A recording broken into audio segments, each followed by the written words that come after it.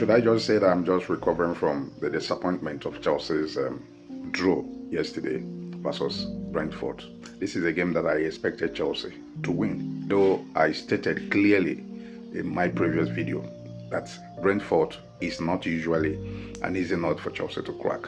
So, and yesterday they proved it. They started from the beginning with high intensity. They got the goal, and Chelsea, struggled to get back into the game until the introduction of Cole Palmer. And at the end of the day, Chelsea led through fantastic strike from Moises Caicedo. And I thought Chelsea would have, stepped it down a little bit, become more conservative, or more pragmatic in order to, seal that very victory, because Brentford were all over the place, tackling Chelsea on high intensity and everything. They never, step down the acceleration.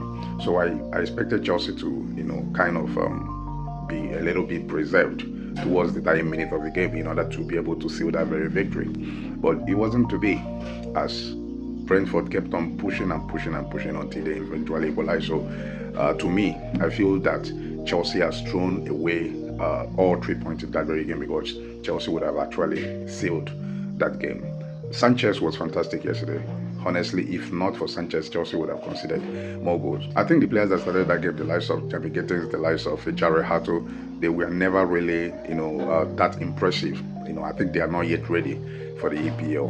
And if the manager had done the introduction earlier, like bringing on the likes of Garnacho, the likes of Cole Palmer, and the likes of Cucurella, I thought that Chelsea would have gone on to comfortably win that game, because Brentford is not an easy game. But I understand the manager, because these players are just coming from the back of an international break, so they needed a little bit rest. So he wanted to give playing time to particularly those players that do not partake in the international duty representing their country.